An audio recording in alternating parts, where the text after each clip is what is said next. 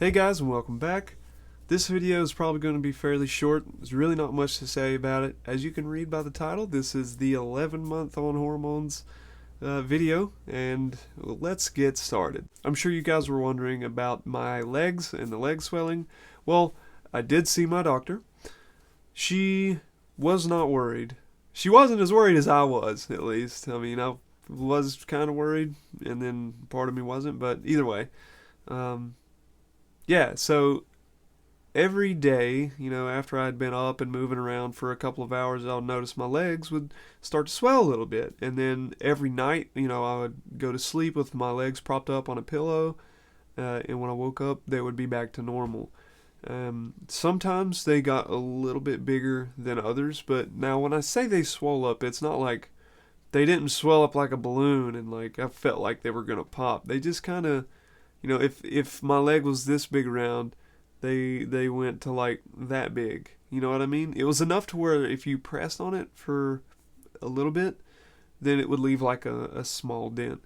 So I told her that stuff, and she was really relieved because she said if it was a blood clot, 90% of the time it's not going to be in both legs, which mine was in both legs, and both of mine swell up just a little bit. She said if it was any other threatening problems, it wouldn't like reset overnight, if that makes any sense. Like it wouldn't go away and then come back. She did confirm that hormones, especially estrogen in particular, cause your legs to swell sometimes. And what really like eased my mind about the whole thing is when she sort of like showed me her leg and it was a little bit swollen as well. She wasn't worried about it. She checked my heart rate and checked my pulse and oxygen and everything, and pretty much came to the conclusion that yeah, it was just hormones. Like it happened 2 days after one of my injections, and yeah, sort of been off and on ever since then. So I'm gonna take her word for it. Live life on the edge like I usually do. I'm just kidding. I don't fucking do anything I used to do anymore. So once you hit 11 months on hormones, there's really like you're grasping for straws to try to make a video about something new about hormones every month, especially after the 5 and 6 month mark. I can't speak for our trans brothers. I do not know how trans men go through their changes. I don't know what their timeline is. I do know what mine is. I don't know what every other trans girl's timeline is, but I know what mine is. So your mileage may vary. I know you probably hear that phrase and it gets drove into your fucking skull, but it's true. There are many different dosages, there are many different brands of estrogen, many different ways to administer estrogen. There are so many different regimes or regimens, whatever you want to call it. There's so many variables that go into HRT that you can't compare your results to someone else. I have that problem still. I look at these other trans women like fucking Blair White. There's another trans girl that used to live in my town, and I knew her pre-transition, and then she moved away. She is unbelievably fucking beautiful. I don't think I'm that beautiful. I mean, sometimes I feel like, I do okay. I mean, even though I really, really, really hate my voice, I think sometimes I clean up pretty nicely, but I don't think I come anywhere close to those other beautiful ladies. And that's the thing. I tell you not to compare yourself to other people, but I compare myself to other people. I think it's just human nature for you to compare yourself. But the only reason I tell you not to do it is because of how much pain it brings me. Moving on. So, I mentioned just a minute ago that I hated my voice. I'm hoping that by the end of next year, I'll have enough money saved up to at least schedule a consultation for vocal feminization surgery. And don't fear, my ladies and my dears, that will be filmed and it will be documented here on my channel when it happens. It probably won't be for a long time. So the problem is that again, when you compare yourself to other trans women, you don't know what work they've had done or what plastic surgery they've got or how many different operations they've undergone. They could come from a rich family and have everything fucking handed to them within the first year, and then boom, once they hit 12 months, they get their GRS, SRS, whatever you want to call it, and then they're done. In 1 year, they went from nothing to everything. Some of us can't fucking do that. Me, I can't do that. I'm making enough money to get by and treat myself every now and then, and I'm doing the best I fucking can to save up for my SRS and my vocal feminization surgery. First thing I'm going to get done, I believe, is my vocal feminization surgery, because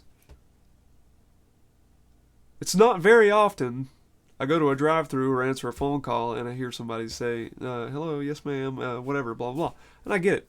It doesn't bother me. I mean, it bothers me, but it doesn't, like, I don't get upset about it. Like, obviously, I know my voice is really not feminine. I get it.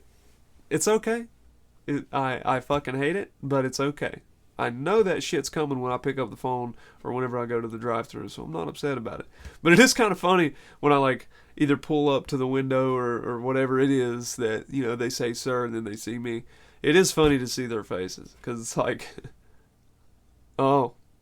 And then they feel really bad sometimes and apologize, and I'm like, no, don't worry about it. It's a wig. It's cool. I'm just kidding. A lot of people tell me that they like my hair, which is one of the best feelings in the fucking world, because nobody really used to tell me that, even though it did not change one bit from being on hormones to not being on hormones. It's longer. I'll show you guys at the end of the video. I will make sure to try and remember to show you my hair at the end of the video. Yeah. Sorry. Really forgot where I was going with this, but next month on Halloween, so cool, it will be my 1 year on HrT video. And I'm still working on what I'm going to do for Halloween. I'm just happy that I could wear a fucking skirt or heels or corset or something and it not be weird. Like, this is going to be the first Halloween that's actually good for me.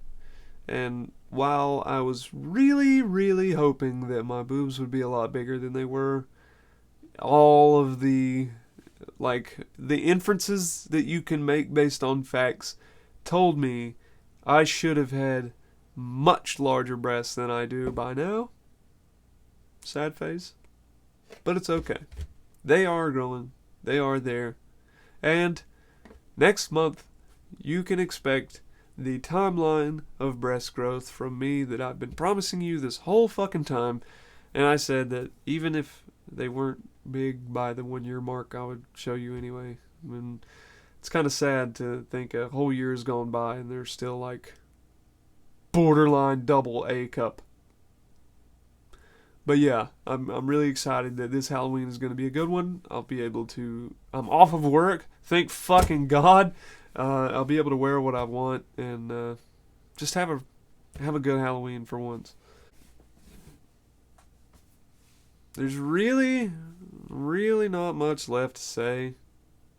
Like, the changes at this point in transition just, they're so subtle that you can't see them. You don't know what's changed and what's not unless you physically compare it to a picture or a video from years ago. Or the day that you started. If you took a video, it was like, hey, this is me, day one, hormones, you know that. I highly recommend that. If you're going to start hormones and you haven't yet, take a video of you on day one. You'll be glad that you did, because then you can go back and compare your face, your voice, your lips, your eyes, your nose, everything about you. You could, and that's something I wish I could do, because then I could show it here and you guys could see the progress that I've made, but it's okay. It's fine. My first video is embarrassing enough for that. So if you're wondering, go back and watch that video. It's terrible. It's fucking awful. Yeah. I guess, there's not much else to say. I'm really happy with where I've come so far. I can tell there's been a lot that's changed about me, and they're all good things, and I'm so glad that I did start when I did, and I didn't wait any longer. If you know that you have to transition, and you have the means to transition, but you're not because you're scared or you're embarrassed of what people are going to think, or you're nervous, or you're worried about losing a friend, fuck that friend. He was never real. She was never real, whoever it may be. Fuck what anyone thinks. Fuck what your parents think. If you can afford it and you have the means to do it and you know you have to, do it now, or you'll regret it that you didn't. Next year, I'll be 30 years old. If I can do it when I'm fucking 30 years old, then you can do it. So remember that.